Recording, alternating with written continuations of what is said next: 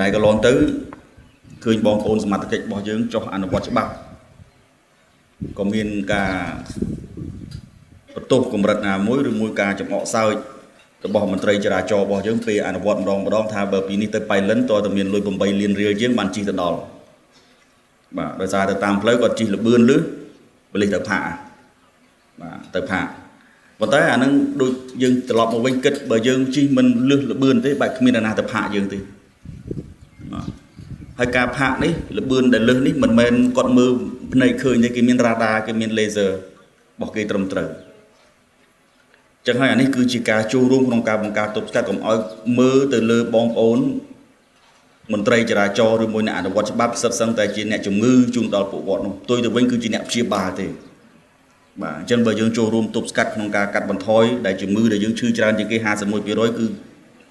សល្បឿនកំណត់នេះខ្ញុំគិតថាយើងអាចកាត់បន្ថយឲ្យមកនៅក្រោម3ខ្ទង់រយៈពេល2-3ឆ្នាំខាងមុខទៀតបាទគោលដៅរបស់យើងគឺឲ្យនៅក្រោម1000